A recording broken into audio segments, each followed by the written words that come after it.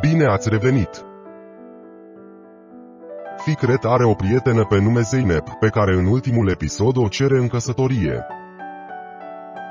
Zuleyha nu mai este iubirea vieții lui, deoarece în episoadele anterioare s-a căsătorit cu Hakan Gumușoglu, care a fost împușcat mortal de către Betul, care intenționa să o ucidă pe Zuleyha, dar el s-a aruncat în fața Zuleyhei ca să o protejeze.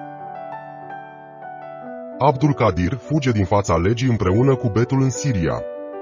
Fusun știe locul exact din Siria și o trădează pe Betul, ca să fie dată pe mâna legii. Fikret împreună cu Setin și Zuleyha îi capturează pe cei doi și aduc înapoi în Ciucurova pentru a fi judecați. Vaap scapă, dar văzând că nu mai are încotro, se duce să se predea singur poliției. Însă aceștia îi spun că nu există nicio plângere împotriva lui și că nu este dat în urmărire. Când iese el de la poliție, este pe punctul de a intra Hasmet Ciolac, care dorea să dea vestea poliției despre Vaap că este în oraș pentru a fi arestat.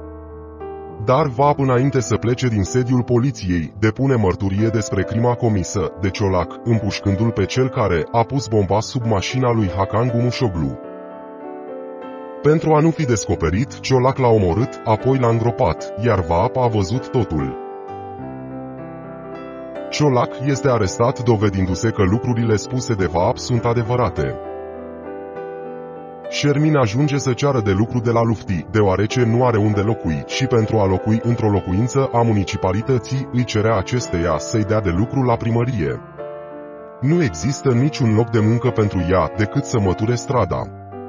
Neavând încotro, acceptă.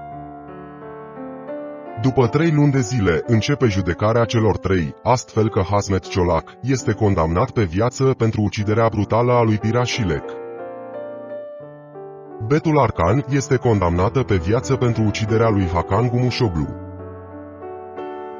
Abdul Kadir este condamnat pe viață la temniță grea pentru uciderea deosebit de criminală a lui Rahmet Fecheli cu substanțe injectate și fuga din țară.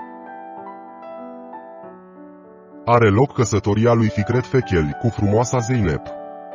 Cununia este oficiată de doamna primar Lufti. Mai există un singur posibil criminal în Ciucurova, care ar putea să strice liniștea acestei cetăți, care de câteva decenii este tulburată, el este Vaap. Acesta apare în toiul nunții ca un kamikaze, amenințând cu arma și spunând că dacă fratele lui nu va fi eliberat de către procuror, care participă și el la nuntă, se va detona acolo în mijlocul mulțimii.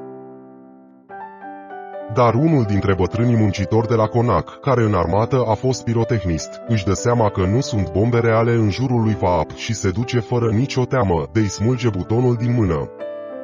Vaap este luat și el de poliție.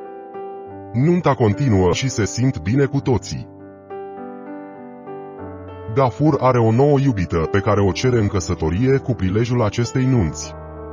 Aceasta are un fiu pe care Gafur îl iubește din toată inima.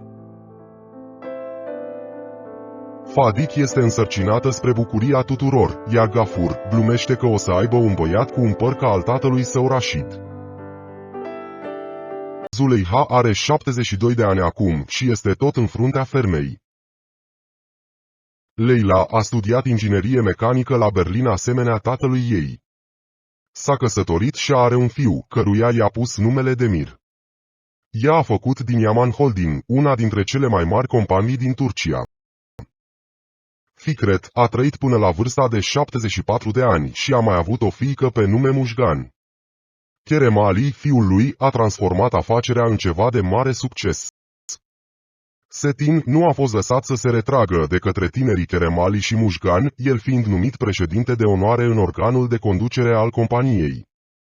În cele din urmă, Setin a cunoscut o profesoară de muzică, cu care s-a căsătorit și a avut o fiică pe care au numit-o Gulten. Muhammad Ali a fost iubit de către Gafur, ca pe unicul lui fiu. Acesta a ajuns un arhitect renumit, care a construit poduri și școli în Ciucurova. Gafur a spus într-o zi că i s-a întâmplat ceva, apoi a căzut la pământ și la vârsta de 75 de ani și-a dat ultima suflare. Uzum a studiat medicina, așa cum a visat întotdeauna. Ea a fost cea mai bună studentă la facultatea de medicină și a ajuns să lucreze în Statele Unite ale Americii, iar în prezent este șefa Spitalului de Pediatriei din Chicago. Lutfi a mai primit încă un mandat de primar, apoi a fost aleasă ministru al agriculturii. La vârsta de 80 de ani, ea a închis ochii și a fost înmormântată lângă prietenul ei bun, Rahmet Fechel. Fiul și fiica lui Rashid și a lui Fadik au ajuns cei mai mari avocați ai Ciucurovei. Shermin a lucrat la serviciul de curățenie al municipalității până în anul 1990, când a suferit un atac de cord și a murit. Betul a fost eliberată după 24 de ani de detenție, dar nu s-a mai reîntors niciodată în Ciucurova. Nimeni nu știe unde-și are domiciliu. Fusun, despre care nu se știe nici în ziua de azi dacă i-a fost prietenă sau dușman lui Shermin, a divorțat de soțul ei, care era mai tot timpul plecat la lucru. Ea a ajuns într-un azil de bătrâni, unde își petrece zilele, bârfind cu prietenele ei. Hasmet Ciolac s-a îmbolnăvit de diabet după câțiva ani de închisoare și a murit acolo în anul 1985. Abdul Qadir a fost omorât de ceilalți deținuți în urma unui scandal. Vaap a fost trimis la spitalul psihiatric Erzurum. După 3 ani, a încercat să evadeze din ospiciu, căzând de la înălțime.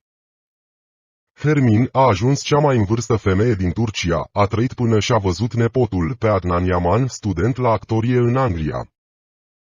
Acesta a ajuns să câștige premiul pentru cel mai bun film la festivalul Coconul de Aur din Adana. Mulțumim pentru vizionare! Revenim cu celelalte episoade în curând.